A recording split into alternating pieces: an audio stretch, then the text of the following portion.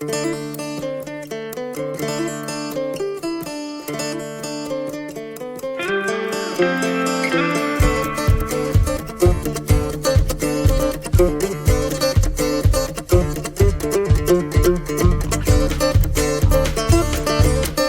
to the Hey Kings podcast, brought to you by Crone. Today on the podcast, I'm joined by Dr. Dan Putnam, Professor Emeritus, is that correct? That's correct, yes. Professor Emeritus at UC Davis, of course, in California. Dan is a world-renowned expert in all things forage, but especially alfalfa.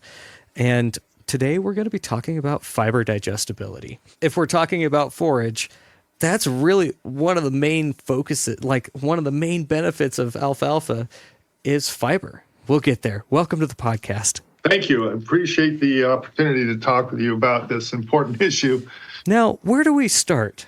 Do we start with declining alfalfa acres, more corn silage? Because there's a reason for that. Yeah, well, actually, the reasons for declining acreage may be a different subject to some degree than the issue of fiber digestibility, but how forages are valued in the marketplace is perhaps as important or more important. We could comment on, why alfalfa acreage, fell from, almost 30 million acres down to 17 or 16, what it is now nationally. Mm-hmm. In California, of course, a lot of that has to do with specialty crops, particularly orchards, that have taken over the almonds and pistachios and taken over the agronomic crops. And that's a purely economic trend.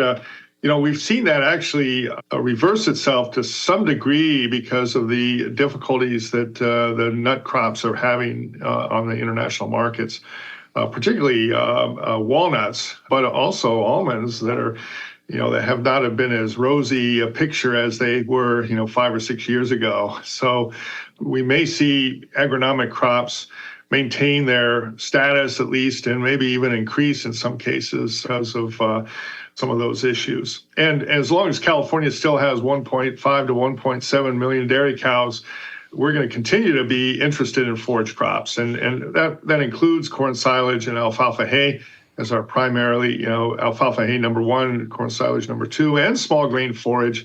Those three are all very, very important to the California dairy industry, as well as beef production. Now, you mentioned how forage is valued, and I think that's going to take us into our discussion on fiber. Let's talk about that a little bit, John. This is, if you go back, and when I first started working here in California, I went back and looked at some of the older literature going back to the 30s and 40s and 50s in the United States. And at one point, quality was based almost purely on color. And I remember the highest category alfalfa hay was described in some of the USDA publications back in, say, 1945 to 1950 as being green color with no more than 49% of the plants exhibiting seed. Exhibiting seed? Right. So at that point, it was actually acceptable to have fairly late blooming or even fully blooming and seed producing. No kidding. Alfalfa is considered to be fairly decent quality as long as it's is green color. And of course, the science of forage analysis has come a long way since then, where we looked at originally things like proximate analysis of forages, and then later on with fiber analysis. Crude fiber was originally came into play, and actually still is in regulatory bodies to some degree. But then the Cornell University developed the detergent fiber system, ADF and NDF, which was a very big step forward. Can you define those terms really quick? ADF yes. And NDF? So, in fact, it's one of the quizzes that we ask our students that, what is NDF? And, it's actually neutral detergent fiber. Mm-hmm. And then ADF is acid detergent fiber. So let's start with NDF. NDF is essentially the sum total of the cell wall material in the crop, which is really the fibrous material. That's generally what it is. It's not precisely what it is, but it's approximately what it is. Sure. And that is cellulose, hemicellulose, and lignin. And many of your listeners may know that cellulose is actually somewhat digestible by ruminant microorganisms in the rumen, and so is hemicellulose. But lignin is really resistant to any kind of breakdown, at least for the most part. We would think of woody material as being exceptionally Yes, high in lignin, right? correct. And lignin in woody material and branches and so forth is dominant. In forages, particularly high quality forages, lignin tends to be a little lower. And in the case of alfalfa, it's on the order of 6 to 7% of the dry matter. But NDF is on the order of 35 to 50% of the dry matter is cell wall, is fiber, what you might call loosely fiber. And acid detergent fiber is the most difficultly digested components of the fiber that essentially has cellulose and lignin remaining. They're defined by the method itself. ADF and NDF really became the dominant marketing tool for alfalfa hays and other hays nationally, with relative feed value being calculated from ADF and NDF. And then, here in California, we've used TDN for a number of years, and TDN was originally based on modified crude fiber, but then was then recalibrated to using primarily ADF. TDN is total digestible nutrients. Correct. TDN is a concept, which is really an energy concept, which is, I've had a professor once said, we have to ask the question, how much good stuff is there in a crop, right? Yeah. And TDN is essentially some total of an energy calculation that's made from fiber calculation, or it can be done in other ways too with other kinds of equations. One of the challenges we face, John, is that one of the most important things that we need to know about forages is the energy yield in that crop. The biological energy yield, that is, the total digestible nutrients or net energy for lactation. But unfortunately, that cannot be measured directly.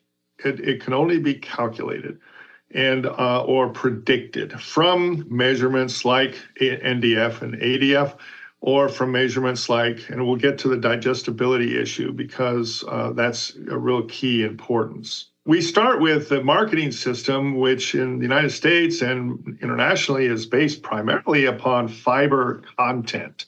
That is, how much fiber there is in the crop. And if you have a higher fiber level, you tend to have a little lower quality, or quite a bit lower quality. And it ranges from, like I said, about low 30% up to even 70% in some forages. Some grassy forages are up around 75%, but their digestibility tends to be actually greater in some cases. So it's kind of interesting that we think about the fiber first. And so I think fiber content, particularly NDF, is probably one of the most valuable measurements we can do in forages, but that's not the only thing we should be doing. We should be doing other measurements as well. Now, really quick, you've seen, no doubt, thousands and thousands of feed tests. Mm-hmm. Just guidelines for somebody that isn't literate in ADF and NDF.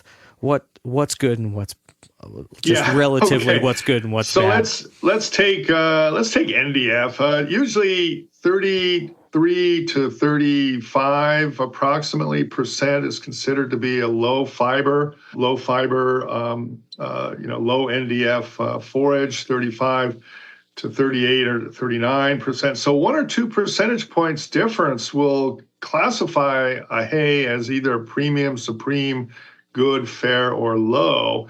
And we can see hays, particularly with high weed content, for example, high grassy weeds. Sometimes you see alfalfa hays up around 40 to 45% NDF, say an alfalfa grass mixture.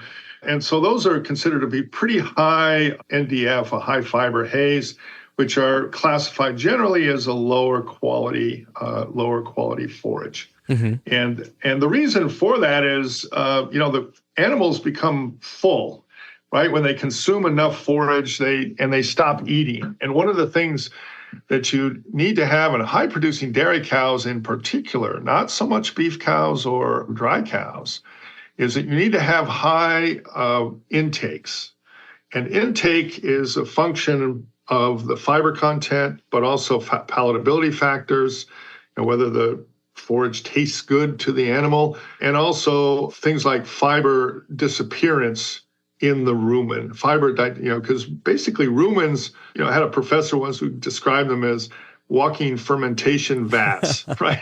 That's what a cow is. And so the cow is able to break the cellulose molecules into its component glucose molecules, sugar molecules, which are absorbed then by the animal and made into either growth products or milk production. And so that's one thing about the enzymatic breakdown of these fibrous components that are actually only partially broken down in ruminants. A really high quality alfalfa hay might have a digestibility in 30 hours to 45 hours of maybe 40%, right? Or even 50 or 55%, which would be fantastic. Not all of that fiber is digested, and it probably never will be, because we have enough lignin and enough resistance to break down in the rumen that some of it is not utilized by the cow. So this brings us to the estimation of fiber digestibility. And we need to really think about not only fiber content, the amount of fiber, and the lower the amount of fiber, generally, the better quality we have, the higher energy content of the feed. But we also have to think about how much of that is digested. In alfalfa hays and pure alfalfa hays, for example, digestibility ranges from about 25 or 30% on the low end up until about 55% on the high end, 60% on the high end. And so that's a huge difference, John. If you have, and at any given fiber level, for example, if they're described by RFV, relative feed value, at say 170, now this is not relative feed quality, that's a different estimation, but relative feed value is based only upon the NDF, primarily NDF, of the fiber content, right? But say at 35 or 38% NDF, you might have anywhere from 30% of that fiber being digested in ruminants up to 50 or 60%. So that's a big difference. And nutritionists understand this. So if you're a dairy nutritionist and you're looking at, a hay product coming out of the Pacific Northwest or Wisconsin, Minnesota, California, any area, you're going to want to know not only the NDF content, but you want to know its digestibility. Let's take a break there and we'll get a word from our sponsor. What's up, Hey Kings? You have a lot of choices when it comes to sourcing your equipment parts, but have you tried Messick's? We have $20 million in equipment parts on our shelves, and we pick up from C&H Parts Depots daily. All this inventory is available with same-day shipping with no upcharges or expediting fees. Messick's.com has exclusive features like transparent pricing, photos of parts, fit verification, alternative part options, and an obsolete part search tool alongside the manufacturer's drawings so you're not guessing at what you need. We cover all the top brands, including New Holland, Case IH, Kubota, Krone, and Peckway, and more, all from our website. Our online tools are backed by 60-plus parts professionals who are just a call away, ready to find even the most obscure parts. So whether you're a seasoned farmer or a weekend enthusiast, think Messick's for a convenient and professional part shopping experience. Visit us at Messick's.com or call our parts hotline at 877-260-3528. Messick's, a helping hand with your land. At the very beginning, we talked about how hay has historically been marketed based primarily upon color, right? Right. One of the things I think is worth noting is that most people who work with forages do not see hardly any correlation between green color and nutritional value. And we have to remind ourselves that humans are very optically oriented compared with most creatures that are more olfactory oriented. They rely more on smell and more on texture and other kinds of signals. And so we did a test on the effects of color, that is sun bleaching on hay, and there was absolutely no effect on protein, digestibility, or fiber. So I wanted to make sure that was clear, because a lot of people still market on color, and it's something that I think we've tried to fight a little bit, but it's an uphill battle. So Even here, clean green Washington hay, right? yeah. That's almost a disservice to our industry, isn't it? Well, there's different kind. I mean, sun bleaching really doesn't have any effect, as far as we can tell, on quality of the forage. But rain damage, of course, is discoloration and molds and different kinds of molds. That's a color effect. And so, yeah, I mean, there is some of that is true, but it's overemphasized. Let's put it that way. If you think color is the only thing that matters when you're selling hay or buying hay, you're missing the mark. Exactly. And particularly, I mean, for dairies, they're very analytical about how they look at quality. And we have actually data that shows that really doesn't make much of a difference. The sun bleaching issue is interesting to me. I had a producer contact me the other day asking if there's any way to avoid sun bleaching on the top of the alfalfa windrows. Yeah. And I said, yeah, you chop it. Yeah, right. Exactly. There's not much you can do. Right? That's it. And we did this experiment, John, though, where we put screens out, put a whole series of samples. We did that. It was very well replicated. We had something like 30 or 40 replications over different cuttings. And so we put screens out where we had, the hay right on top of the windrow where we could capture only the sun-bleached hay, and then underneath the windrow where it was not at all sun-bleached.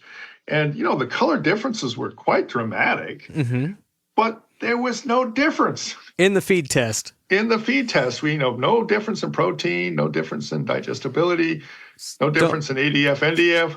All that to say, if you see a bale that's stripy, right? That's the characteristic, is you get striping in the bales. Correct. Ask the story, right? And if it's just saying it dried, right. There was no rain, there was no, rain would be the big issue, right? There was no rain damage, it didn't rain. You could pretty well ignore the striping. Exactly. Well, and we do that the FFA kids come in every year, and we do hay judging, right? Which has been in the as part of the FFA program for many, many years. And I tell the students, I say, you have to discipline yourself to ignore color to some extent and to look instead at leaf stem ratio. Now that does have a big effect. And so if you can discipline yourself, and if it's kind of a yellowish color, but it has really high leaf percentage, I would go with that one. If you have very poor leaf percentage, but it's bright green, yeah, you better avoid that one.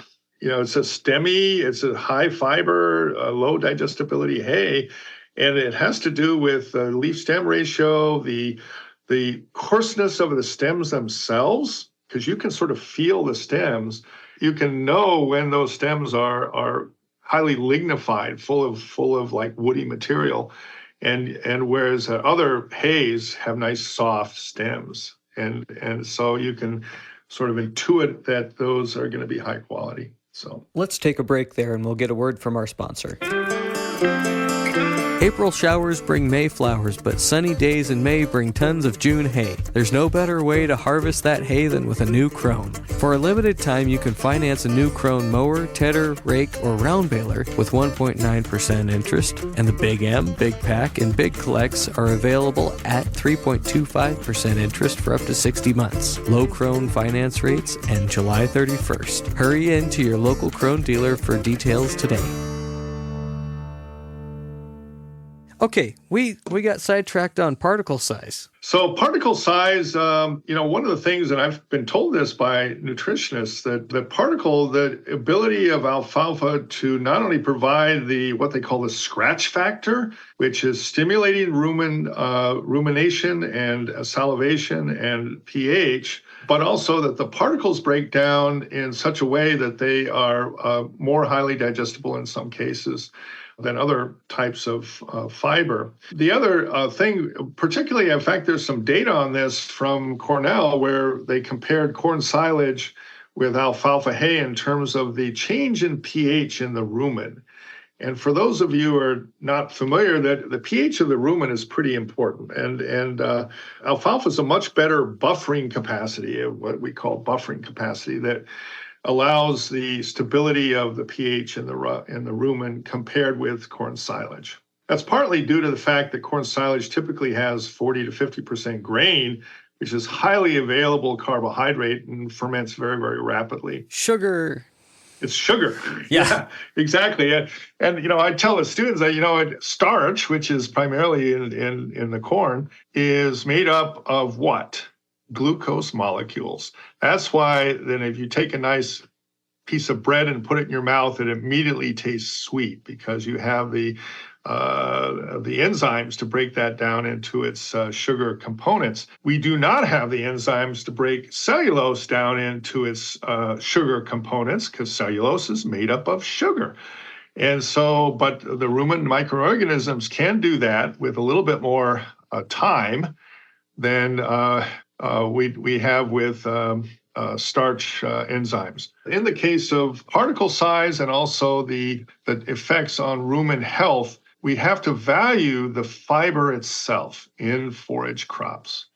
And that's true with all forage crops, but particularly with alfalfa hay, which has a little bit better effects on pH of the rumen. Let's talk about the value of forage crops in the market. One of the things that I think has been a very interesting approach was one that's been taken at Ohio State University by the scientists there, where the three most important components are, number one, energy, right? So we're looking for energy in these forage crops, energy yield, biological energy yield. And that energy comes in several forms. Correct.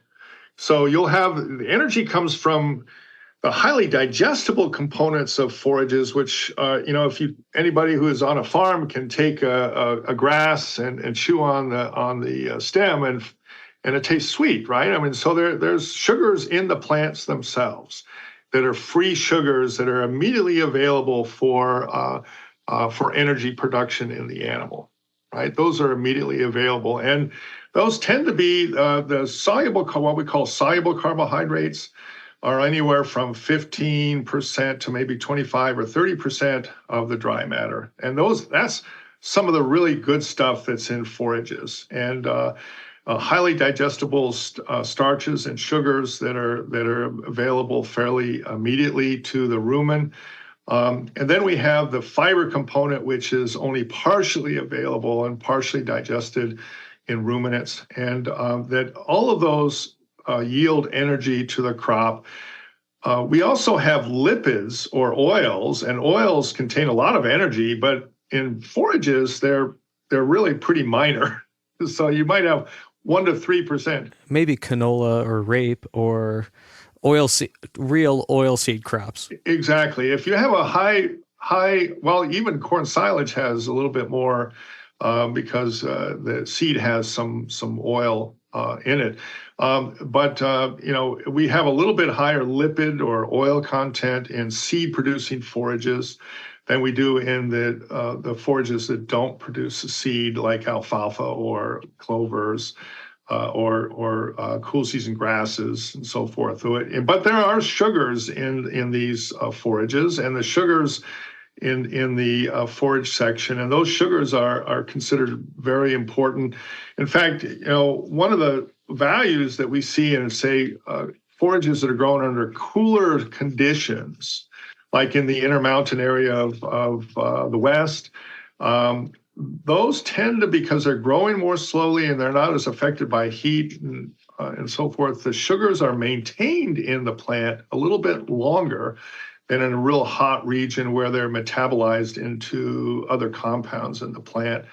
Or translocated, right? Or translocated to the roots. To the roots for kind of a survival instinct, right?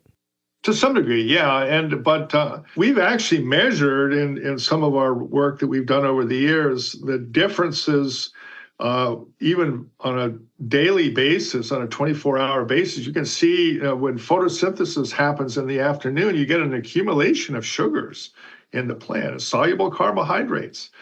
And those and that's the reason that afternoon harvests are actually a little higher in quality, a little higher in energy than the morning, the ones that are in the very early morning hours. Well, here's a shout out to Dick Zehnert, the dairyman that taught me don't start cutting alfalfa till after 10 o'clock in the morning. And it's for exactly that reason. Yeah. And hopefully you can retain those sugars. That's always the question, because what happens when you cut alfalfa? It still respires, so the sugars are being broken down into CO2 and broken down at night and so forth. So hopefully you can maintain them. But we've seen that 1 or 2 percentage points, and we've been talking about how 1 or 2 percentage points are enough to sometimes change the category of an alfalfa hay. Yeah, absolutely. So back to this issue of the value of forages. So the 3 fundamental values are, number 1, energy, which is coming from the soluble carbohydrates and the fiber primarily. Number 2, protein. So the protein, we can't forget protein. Oftentimes, remember that RFV doesn't really include protein, right? And so, but if you're a dairy nutritionist, is 22% protein valuable? You bet it is. Particularly when you compare it with a 7 or 8% forage, that 22% really does a lot for you. And the third category, though, is the fiber itself. So the fiber itself, digestible fiber, contributes to animal health. And that's the one that we essentially do not value in our marketplace. And I think it's going to be a challenge for forage producers going forward that we figure out a way to value the fiber, the functionality of that fiber content for rumen health and for the animal health. Because once you eliminate fiber, eliminate forages, which you can't really do, we know that we harm the animals. We have problems with animal health. Shorter life expectancy, acidosis. Exactly. All of those. Yep. And so this is one of those areas that I think over time, the industry really should be paying lots more attention to, not only the digestibility of the fiber fraction, which it tends to ignore quite a bit, and secondly, the value of the fiber itself in rations. So particularly when we're talking about alfalfa hay at 40, the forages being at 40% or 50% of the ration, the digestibility of that is pretty important, and we don't want to see that go down to 10% of the ration. It's probably not going to happen. And so we want to see the value of those forages being represented. Let me try to summarize all of this and tell me where I go wrong. Hay is valuable in a particularly ruminant ration, but also equine and others, for several reasons. One, there's sugar, carbohydrates, right? There's protein, there's lots of protein substitutes out there, but there's the fiber component, and there's fiber content, and then you have to ask what portion of the fiber is digestible. Correct. You got it. Those are the 3 value components that we have. And the higher the fiber digestibility, generally speaking, the higher the quality of the product. Correct. That's right. And so with the fiber measurements that we're doing, the NDF and the ADF, we want to see low, but not extremely low, right, fiber content, right? I once heard a cattleman talking about grazing canola. And canola is going to be very low fiber, especially pre-harvest right. And he was talking about manure and drift issues with the manure. I think I know where you're going with that one. It was kind of soupy coming out the back end of the cows. Exactly. You got to stand back, right? Yeah, that's an indication that there wasn't enough fiber in the ration, right? Correct. So that's what you're talking about when you say you don't want the fiber too low. Exactly. In fact, I've heard nutritionists, we have what we call rabbit hay, which is, all leaf, very little stem. Yeah. And that becomes actually more difficult to feed because it actually resembles a concentrate more than it does a forage, right? So because you've reduced the fiber content down to, say, 25% of the dry matter or something like that, and that's really no longer really functioning as a fiber. So one of the things when you're thinking about the value of feedstuffs more broadly, let's think of it this way, John, that, let's be frank, there are cheaper sources of protein out there.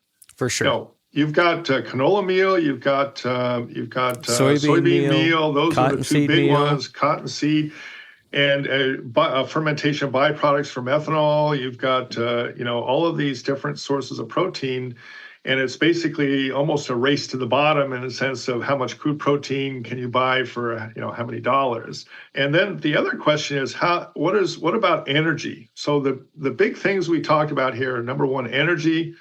Number two, protein.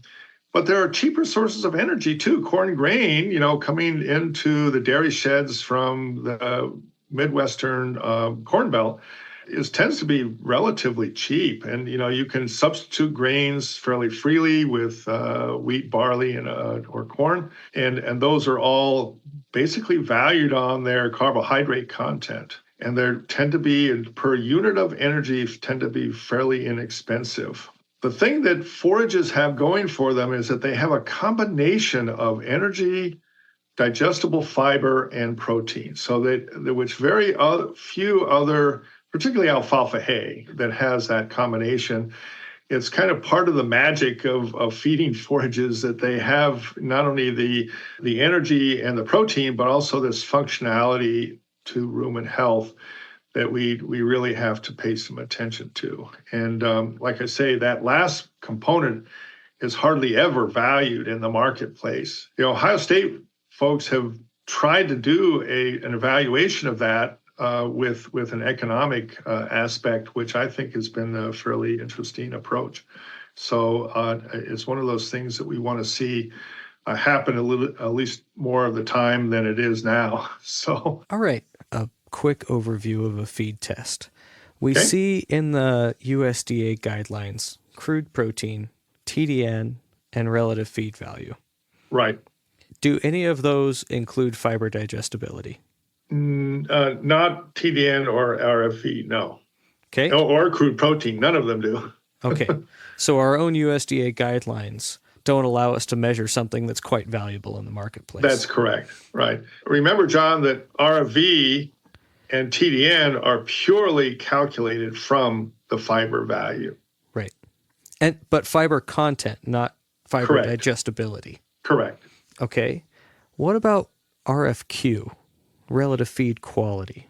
RFQ is superior to RFV because it includes a digestibility fraction. And that's what's been a step forward.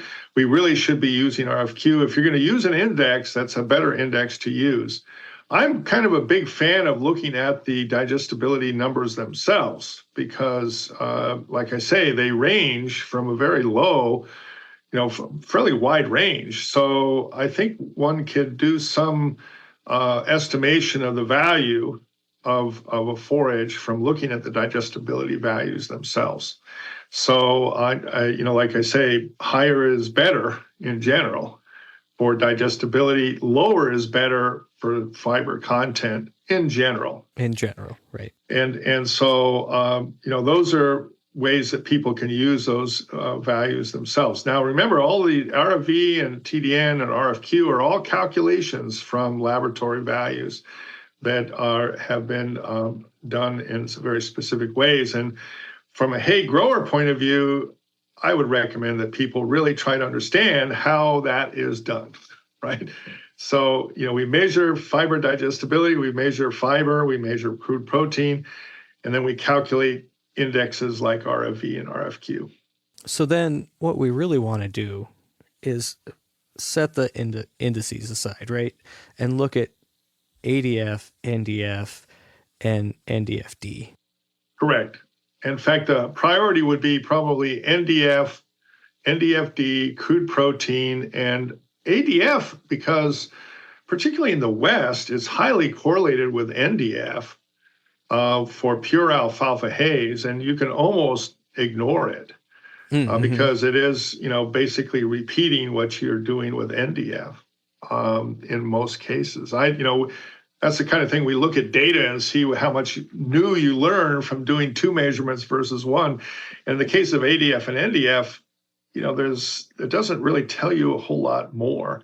NDF is a superior measurement in most cases, for nutritional value, for the most part. And then beyond the fiber component, you want to spend some time looking at the sugars and the proteins. Right. The sugars are usually done by difference. So we have what we call non-fiber carbohydrates, which is NFC. I hate to throw NFC. another acronym at you, but it's basically 100% minus the NDF minus the crude protein minus the ash. That's another one, John, that we didn't talk about is ash. John, let me quiz you like I would one of our students here. Shoot. How much energy does ash have in it? None. I'm going to go with 0. 0, and you would be getting an A on that quiz. Yes. So ash is the mineral content, some total of phosphorus and potassium and calcium and all those minerals, and dirt. And dirt, yeah. And just dirt. Plain old dirt. Now, we call it ash because you take the sample, you weigh it, you incinerate it, and then you weigh it again to figure out what's left. Correct. That's the way it's done. And the proteins, the sugars, the fiber, all of that stuff burns off. Correct. What doesn't burn off is minerals and dirt. Just dirt, yeah. Dirt. So we're talking about dirt incorporated at raking or cutting or somewhere along the way with the machinery hitting the ground and inducing dirt. Exactly. So in rainy areas, you see a lot less soil contamination, or maybe sometimes more because it splashes, right? So, like in real dusty areas, you'll see a lot of contamination. So remember that in alfalfa hay, ash ranges from about 7% up to 15% of the dry matter. So if you've got 15% ash, I would discount that hay. I'm grimacing. You should just take, realistically, if you were just pricing hay on usable, like dry matter, right? Right. Ash is not usable. Well, there's some nutritional value to the minerals, but the fact minerals, that the minerals themselves. So potassium is a necessary mineral. So is calcium, phosphorus, magnesium. But those can be balanced with mineral supplements in most rations. Mm-hmm. So, but in general, higher ash means lower quality because the fact is 8% is fine. You don't want 15 or 12% ash. Right. And that is also an indication that you have soil contamination of some sort, either through the raking process or some other source of, and, we've seen some of that with the smoke damage, with ash deposits. Really? Yeah. And it looks like, I don't know what's it like up there in the Pacific Northwest, John, but, down here in California, we're beginning our fire season, and it's not looking too good right now. Oh, I called a customer the other day asking if they wanted to come and get hay that they'd ordered. And they said, oh, our barn just burnt down in a fire. Holy cow. So we're there too. Yeah. No, it's fires throughout the West are, and sometimes you see deposits of ash and even smoke odors. In fact, animals are actually more, tuned into odors than they are to, say, color, because you see the odors of the hay might affect the palatability issues. But so ash is something we really need to pay attention to. It's one of those things. If you have a subgroup of analyses that I would recommend, you have NDF, you have NDFD, you have crude protein, and ash. Really, kind of the real key ones. Because ash is one of those things that we tend to ignore as well. If you're just listening to this and learning about nutrient analysis on feed tests for the first time, go grab a feed test, ask a neighbor, find one somewhere, and it doesn't matter what lab it comes from. It does on sometimes. But for this exercise, it doesn't matter. And look at it as we're having this conversation, and you'll find yourself more literate and able to read a feed test. And for the hay grower, that's absolutely critical because it gives you more power in the marketplace. And if you're a cattle producer or a dairyman, you probably already know a lot of this stuff. But if you're just growing your own hay and not doing feed testing, you absolutely should, to figure out where you have gaps in your nutrition to make your program even better. Good comment, John. I shouldn't let this rest until we talk about just really quickly about sampling, because sampling is a pretty critical thing. And for those of you who are not aware, there is a training that you can do online and become certified as a hay sampler. Did you know that, John? I did not. There's going to be a link to that on the Hay Kings website here shortly. Okay, it's at foragetesting.org. There are, I believe, 4,000 to 5,000 people who have taken that training over the years. Steve Orloff and myself put this together in the dark ages of the internet back in 2002. and it's been, in fact, unchanged since then. It's probably pretty crude for modern standards, but it's a training about why we sample, and what are there's a range of variation in sampling, and what are the recommended protocols for sampling, and it enables you to certify your samples. So if you ever have a argument with somebody over the quality of the hay, you should ask the question, well, how did they sample that hay? Mm-hmm. Did they just go out and just grab a group of, just a handful of forage? Was that the way they did it? Or did they do a proper sampling? And with a hay probe and doing the 20 cores and all that stuff. Look at this. So I have foragetesting.org open right now. And this is part of the National Forage Testing Association, where you have a proficiency certification program, hay sample exam, certified samplers, references for forage sampling, hay probes, reference methods and lab procedures. Oh, there's all sorts of good. And then also a list of National Forage Testing Association certified laboratories. Correct. That's what's really valuable too, because you really need to send it to a certified lab. They do blind tests where they send out samples to those labs, and they have to meet the specs for accuracy for those samples. It's a volunteer organization that National Hay Association and the AFGC set up many years ago. Variation in laboratory reports was a big problem. And it still is somewhat of a problem, but it's something that the industry has tried to solve. But we've always recognized that sampling is one of those big effects on the results. And if you don't sample correctly, it's as good as not having a sample at all. We wrote up these protocols that are pretty much universal across the U.S. And it tells, and there's a little quiz you take. I think it's like 20 or 30 questions, and you take it until you get everything right. There's nothing harder than an open book test. And, the main thing is to learn how to do it and why we do it, and to educate yourself a little bit more on the variation in different kinds of tests, and the importance of getting a really good representative sample. So, Dan, I want to say thank you for your time today. As always, just a wonderful representative for the industry, and no doubt you've participated in the creation of many of these resources, and I want to say thank you. Well, thanks a lot for having me today, and good luck with your listeners. Thank you again to Dr. Dan Putnam, Professor Emeritus with UC Davis. I want to say a special thank you to Nick Palmieri at Palmieri Sound for his audio editing that makes all of this sound so great and makes Dan and I sound like, well, Dan's already a genius. I'm the questionable one. And thank you to Jessica Palmieri for doing all of our social media coordination.